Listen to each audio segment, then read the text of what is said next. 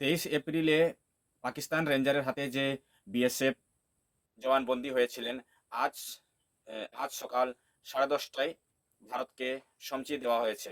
নমস্কার, আমি সঞ্জু আকুড়া, জনতা পোর্টাল নিউজে রয়েছি আপনাদের সাথে। দর্শকবৃন্দ, একটু শেয়ার করবেন, লাইক কমেন্ট করে নিশ্চয়ই জানাবেন। 23 এপ্রিল যে বিএসএফ কনস্টেবল পাকিস্তান রেঞ্জারের হাতে বন্দী হয়েছিলেন, আজ সকাল 10:30টায় বিএসএফ জওয়ানকে ভারতের হাতে সমঝিয়ে দেওয়া হয়েছে।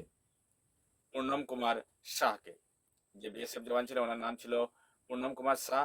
আজ ভারতের হাতে সমঝিয়ে দেওয়া হয়েছে সম্পূর্ণ নীতির সাথে। অপারেশন সিন্দুরের সাফল্য নিয়ে হতে চলেছে তিরঙ্গা যাত্রা। শিলচরে হতে চলেছে তিরঙ্গা যাত্রা। অপারেশন সিন্দুরের সাফল্য, যেভাবে অপারেশন সিন্দুরে ভারতীয় জওয়ানরা, ভারতীয় হিরো, ভারতের গৌরব, ভারত পাকিস্তানের ভিতরে ঢুকে বুকে চেপে যেভাবে সিন্দুর টুয়ে অপারেশন সিন্দুর চালিয়েছেন, সে অপারেশন সিন্দুরের সাফল্যতে শিলচরে হতে চলেছে তিরঙ্গা যাত্রা। কাছাড়বাসীর আহ্বাকে হতে চলেছে এক বিশাল তিরঙ্গা যাত্রা। অপারেশন সিন্দুর যেভাবে গৌরব গাথা দিয়েছে, আসা জেনারেশনও এটা মনে রাখবে, এটা একটা গাথা হয়ে থাকবে। আর যেভাবে পাকিস্তানকে শিক্ষা শিখিয়েছে, সেটা আজীবন দর্শকদের মনে থাকবে, ভারতবাসীর মনে থাকবে। অপারেশন সিন্দুরের কাছাড়বাসীর আহ্বাকে হতে চলেছে তিরঙ্গা যাত্রা। তিরঙ্গা যাত্রা 15ই মে 2025 হতে চলেছে শিলচরে। সময় দুপুর 12 হইতে যাত্রা আরম্ভ করা হবে। দর্শকবৃন্দ, এটা একটা বড় সাফল্য।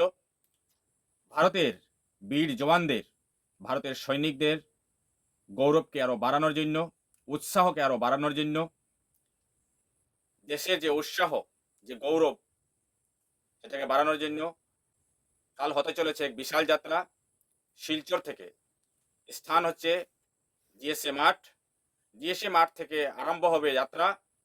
অপারেশন সিন্দুরের সাফল্যতে এই যাত্রা হতে চলেছে দর্শকবৃন্দ।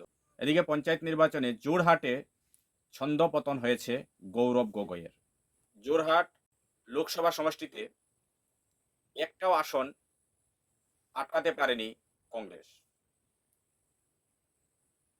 জোরহাটে মোট 3টি বিধানসভা সমষ্টি আছে। 3টি বিধানসভা সমষ্টির অন্তরে একটিও জেলা পরিষদের আসন আটকাতে পারেনি কংগ্রেস। জানামতে সেখানে 16টি আসন রয়েছে জেলা পরিষদের। সেখানে 16টি আসনের মধ্যে 15টিতেই জয়লাভ করেছেন বিজেপি। সেখানে একটাও আসন জেলা পরিষদের আটকাতে পারেননি বলে জানা গেছে।